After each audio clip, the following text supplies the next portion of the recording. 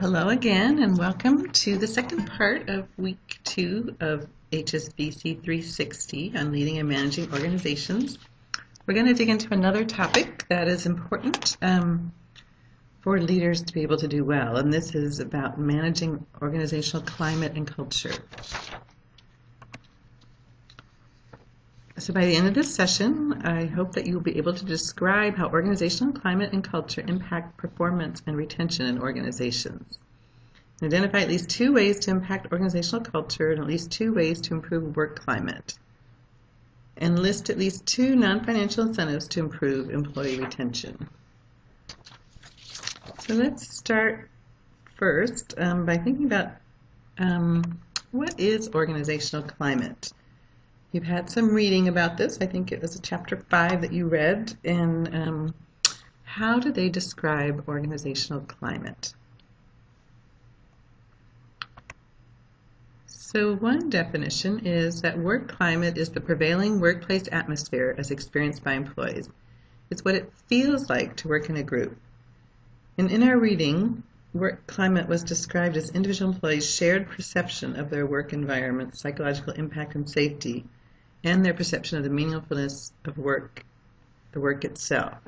So when we're talking about climate, we're talking about perception, feeling, atmosphere. And then let's talk a little bit about organizational culture. If you recall in our reading, there was a distinguishment, that's a word, between organizational climate and organizational culture. So what is organizational culture? So from our book, organizational culture is defined as shared or collective values, beliefs, behavior norms, and patterns of social interaction. So the climate is kind of the perception, and the culture is how values and norms are implemented in an organization.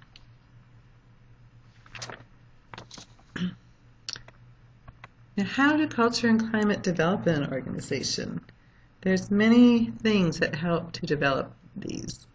And one is the need for certainty. People like to feel that when they go to work that things are fixed, that things are certain, that they have a fixed job description, that they know the mission and goals of the organization, that there are shared traditions, that they know what is expected of them. The kind of expression, this is the way we do things here. Culture contributes to certainty through shared norms and values. And your identity as a worker in the organization is another certainty. Now, another way that culture and climate develop is through individual employees. Individual employees can have a big impact on an organization. The power of very persuasive individuals with strongly held views can really make culture and climate develop in a particular way. And people carry their attitudes about workplaces from one organization to another.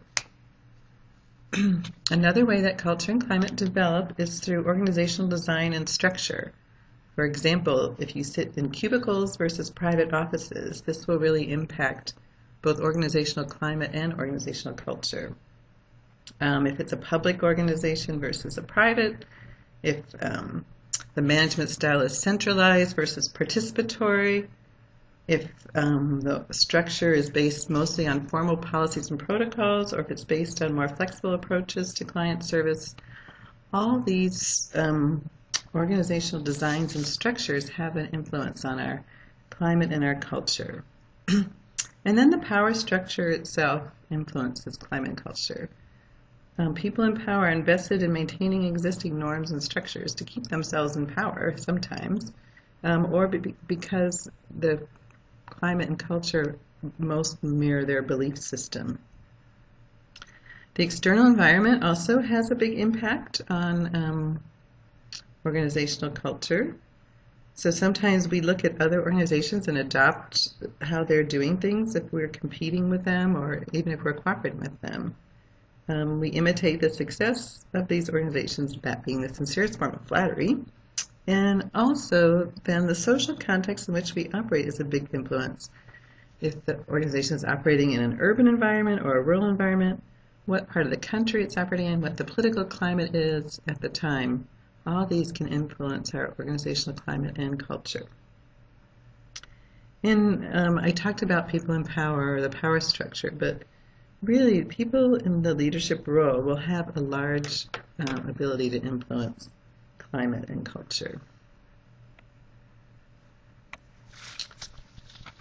So how do climate and culture impact our service outcomes? Obviously climate and culture impact the people where we work, and they impact the employees, but how also does it then impact service outcomes? Well, for example, the kind of work we do in human service organizations is sometimes called soft technologies, and I think that was in our reading. And what that means is that the way we do case management, or the way we do counseling, or the way we provide services to clients is variable. There's many different approaches to it. There's many different ways to do it. And these technologies are sensitive to behavioral norms. We depend so much on human interaction relationships as the key to our success in our work. And so the ways that climate impacts service outcomes, for example, if there's a lot of rules and procedures and paperwork, and those take precedent over individual needs or individual practices or flexibility, that's going to influence the kind of service our clients have.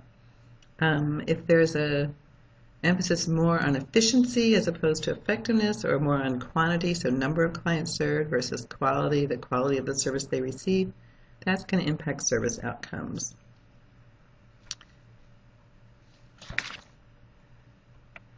So what is a positive work climate? If you were thinking about a work situation, what would you say is a positive work climate? So a positive work climate is a workplace atmosphere that supports creative and productive work.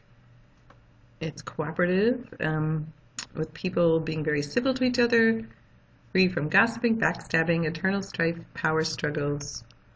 And a positive workplace increases employee motivation and performance and improves staff retention. Now, when you think of your own work climate, does this reflect your work climate? Have you ever worked in a place that you would describe as a positive work climate?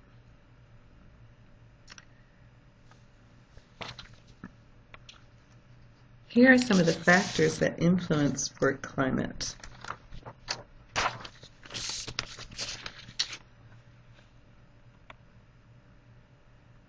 Organizational history influences work climate. So if what the reputation of the organization is, have there been recent layoffs, have there been some successful initiatives that have happened, is the organization started by an important person or a famous person? All these will influence the work climate. In terms of organizational culture, and we'll see more about how culture and climate sort of interact with each other. If the culture is that people come to work on time, that they're polite, that they eat their lunch together, this will create one sort of work climate. If people stay in their cubicles and don't socialize, if they come and go as they please, if it's okay to be rude to each other, that will create another kind of work climate. Management strategy and structure influences work climate. So if there's a policy and clear steps for promotion, or if there is a lot of opportunities for professional development, if the roles are clear for people, that will create a more positive work climate. Leadership and management practices, as we said, those are really important. If the leadership is supportive, if they value teamwork, if they listen to the staff, if leaders are accessible, then this will help to create a positive work climate. And finally, the external environment obviously has a great deal of influence on work climate. If, for example, the governor of your state supports an initiative related to the work that your organization is doing, or if society is supportive of the work you're doing, if there's a fiscal crisis, in higher education, that will have a negative impact on your work climate. So there's many different factors that influence work climate, and some are within our control and some are not. What is in our control is our own role. So for leaders and managers, they can influence greatly the organizational climate. What the boss of the work group does is the most important determinant of climate. The boss's behavior drives climate, which arouses motivation.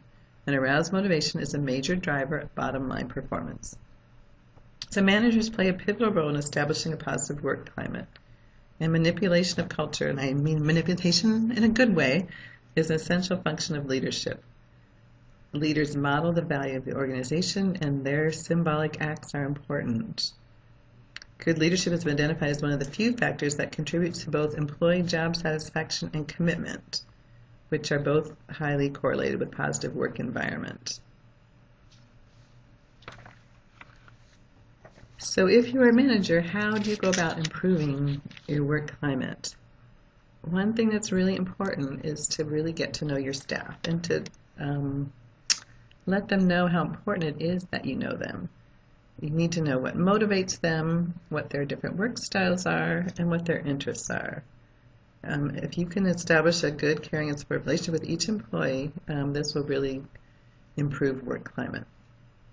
You also need to know yourself, what your values are, what motivates you, and what gives you energy and what evokes strong emotions in you. Your behavior and how you respond to stress will have an impact on your staff. It can influence their trust and confidence in you as a leader. And then as a leader, if you provide challenge, clarity, and support to your staff, this will work towards creating a positive work environment. We'll talk more about this in the next few slides. So, as we said, challenge, clarity, and support are key dimensions to a positive work climate. And each manager must find the right balance for their own work group. Let's look at each of these three dimensions. In terms of challenge, people actually don't want to go to work and be bored. It is helpful to be challenged and to know that the work you're doing is leading to your growth. So the aspect of challenge your staff to help them grow. Offer stretch assignments or opportunities to stretch themselves. Support staff to tackle challenges that have reasonable risks, not something that is so far out of someone's ability, but something that is enough for them to grow and risk not doing something perfectly. And help staff to discover new ways of doing things to be more effective. In terms of clarity, I think we've talked about communication as a very important leadership function in many different areas, but you really want to be sure that people are clear about their roles and responsibilities and clear about how their contributions are contributing to the results of the organization and of their work group. So clarity really is about communication. And then support. A climate of support is created when group members feel their capabilities are acknowledged, when they are able to participate in decisions that impact their work, and when they sense appreciation and reward for their successes. So you need to support your staff in many different ways. Make sure that your team members have the resources and the backing to achieve their goals. This means supplies and equipment, budget, but also kind of professional support as well. Make sure that your work group's accomplishments are visible to the organization, and foster an atmosphere of trust, mutual support, and deserved recognition.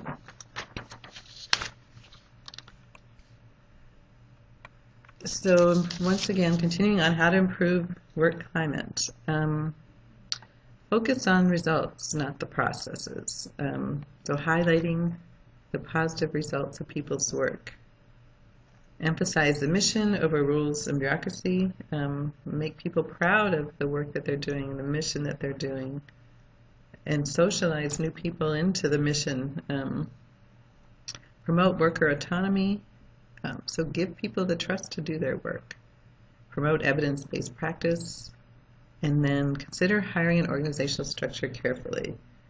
You can actually, through selective hiring or firing, either maintain an existing climate or create a new one. And one way that people go about changing both work climate and work culture is through reorganization. But that has a danger in that people, when you reorganize and things are shifting and people are losing jobs, that might actually impact the climate negatively. People will feel unsafe in their role. So let's talk a little bit about motivation and incentive. Motivation is the energy to do something. Each person has motive needs and reservoirs of energy that represent potential motivators. As a manager, your task is to discover your employees' motivation and help them to release their energy, or unleash their energy. Incentive is an inducement or supplemental reward that serves as a motivator to help people to do the desired action or behavior. So there's kind of the people's own natural motivation, and then there's ways that you can increase it. And one way is through incentive. So as we're saying, motivation is the energy we bring to our work. When our motivation is high, we perform better. When it's low, our performance suffers. If we create a positive work environment with incentives that encourage high performance, we have a successful organization.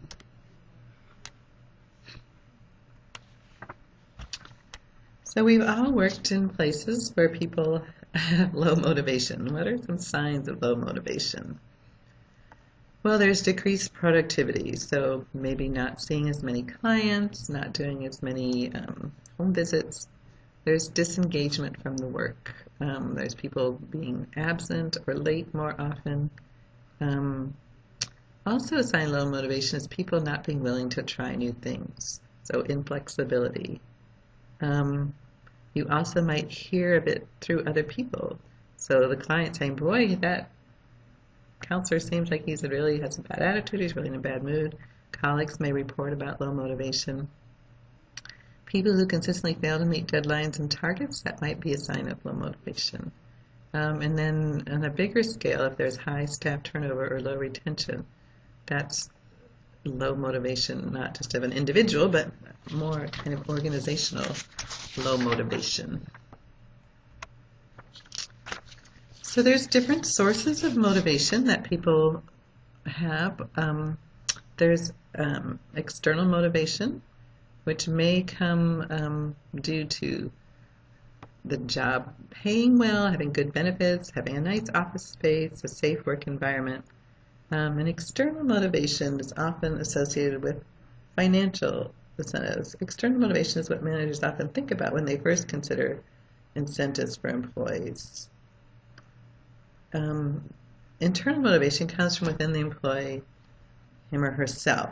And I think leaders often underestimate the power of internal motivators for their staff. I think particularly in the human services, where people get into this work because of strong beliefs and values.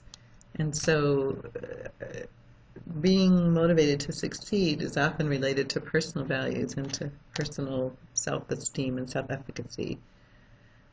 How important people perceive the work is, how much they feel like there's a chance at success in the work.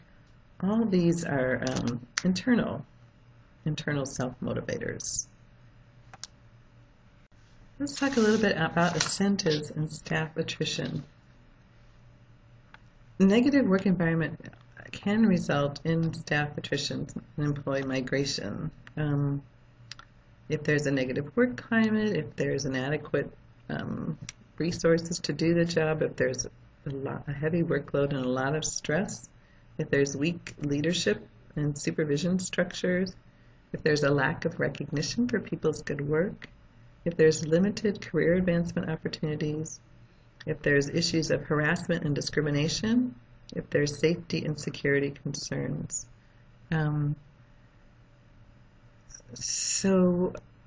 obviously the first thing you would need to do is deal with these negative work environment issues. But there's also ways to help motivate people in their jobs, even when there are challenges.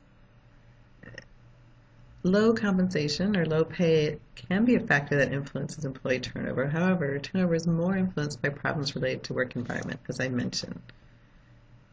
And none of those problems can be addressed by increasing financial incentives. They all need to be addressed by fixing them.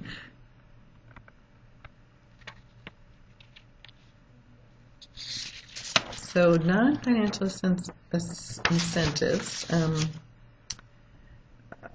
are not necessarily provided at no cost to the organization.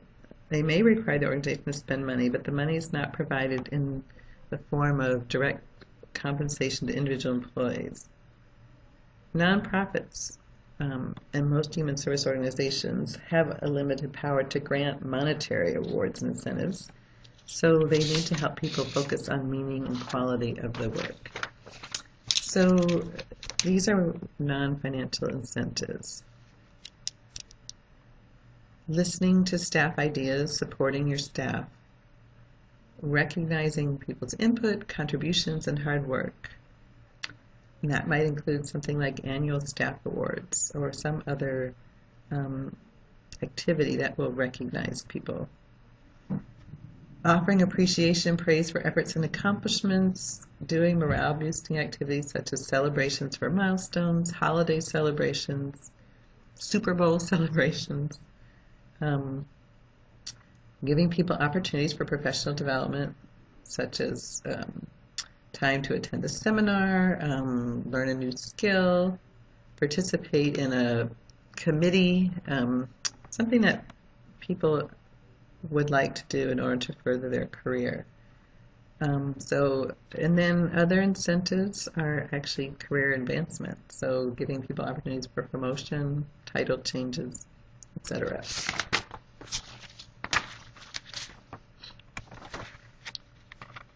So just to summarize, positive work climate increases employee motivation and performance and improves staff retention. And leaders and managers are the biggest influence on work climate and work culture. Negative work environment can result in poor performance and staff attrition. But there are ways to motivate employees through non-financial incentives, and they can also play a large role in improving employee retention. And here are just some of the references used in this presentation. Thanks very much for listening, and see you on the discussion board.